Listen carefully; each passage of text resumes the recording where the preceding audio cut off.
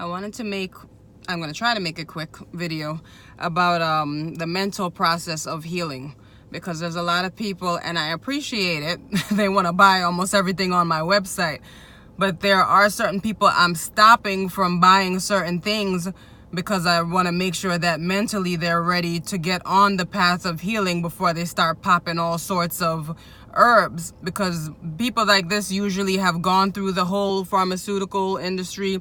They've taken every pill that they could take, and they're still not having any progress, and now they're ready to go the natural lifestyle, which is great, but it's not going to work effectively if you don't take care of the mental piece of it. And right here, I just wanted to put up a sign: how a person thinks determines their reality. A lot of people are saying that I want to heal, but even that itself is not the appropriate start. You're supposed to say, I am healing, not I want to heal. I want to heal. You're just saying that you want to, but are you going to? So I want everybody to just take time to really think about how they perceive information, how they're going to go forward with this thing we call natural healing. When you have a thought, when somebody gives you information, your brain takes that information, processes it, makes a chemical out of it. It's not words that just go all throughout your body. This is a chemical reality.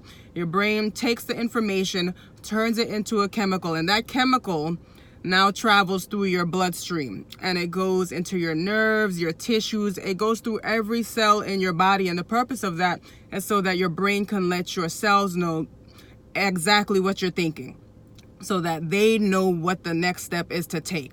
So typically you'll get some type of thought or some type of word going back and forth with someone, and you'll have a sensation. That is your body letting your brain know, I got the message of what you were trying to tell me. It's a sensation that goes on. And these thoughts are just frequencies of energy. They're vibrations.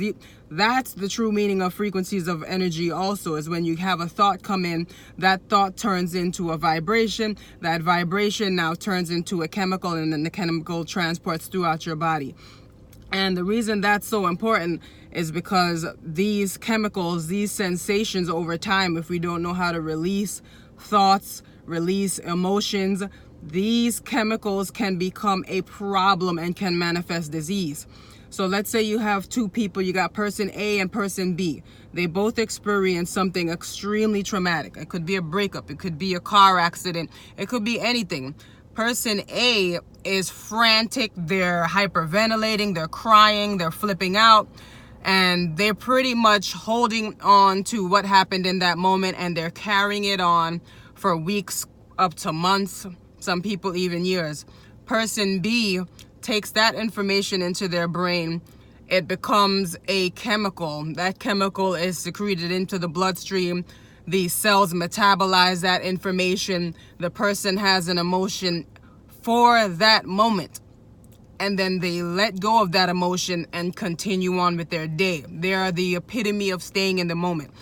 And that's one of the most beneficial reasons why I suggest to people to do meditation, and then meditation coupled with yoga, because the moment that you're able to stay in the moment, that's going to be the first day that you're able to rid yourself of disease, heartache, stress, anything in your life that you feel isn't beneficial to you. That's how you get rid of it, by staying in the moment. It's not just going to be popping pills. It's not going to be taking these herbs. It's not going to be just going to therapy. There's people who go to therapy for 1,000 years and they don't get anything out of it, because they're just talking about the situation, which is good at first, but then what are you going to do? You need to take that situation and you need to talk about it.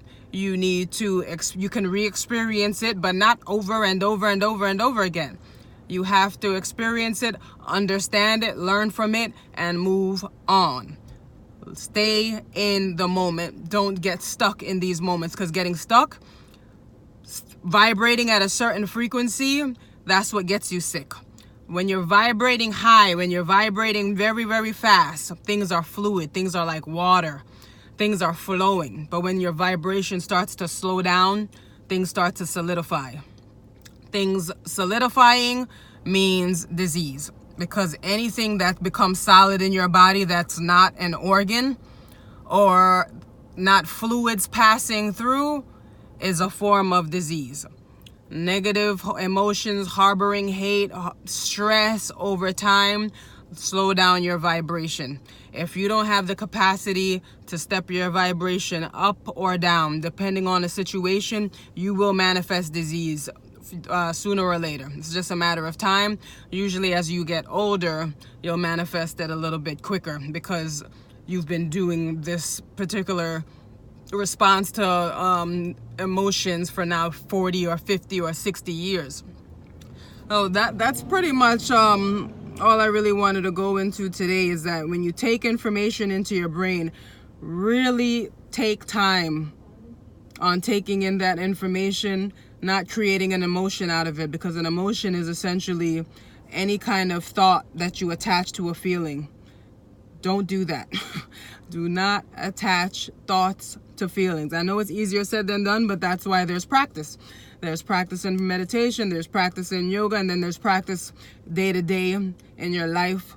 There's the meditation that's not only just sitting down and standing still, it's just paying attention to things, paying attention to somebody when they speak, paying attention to how you drive, keeping your eyes on the road. Mindfulness is a form of meditation. That's how you stay in the moment. That's how you don't get stuck.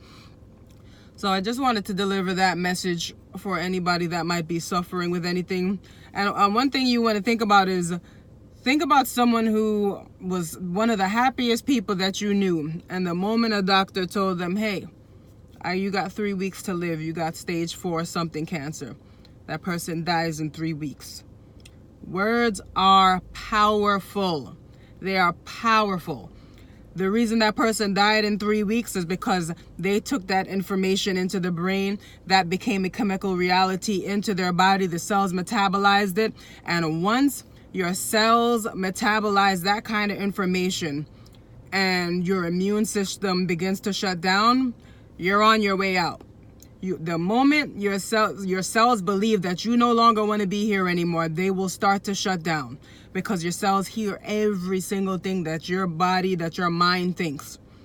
So when somebody tells you something like that, you got to be strong enough to hear it, because people hear things left and right and left and right. And, most of it is good, but we are going to hear some negative things, but we have to learn how to let those things go.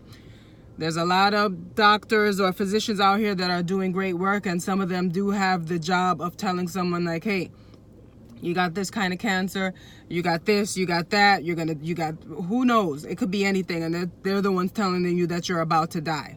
If you believe this man or woman, then you are about to die. But if your mind is stronger than that, if you believe that you can overcome this disease, then their word has no power over you. This is the power of the word. Thank you.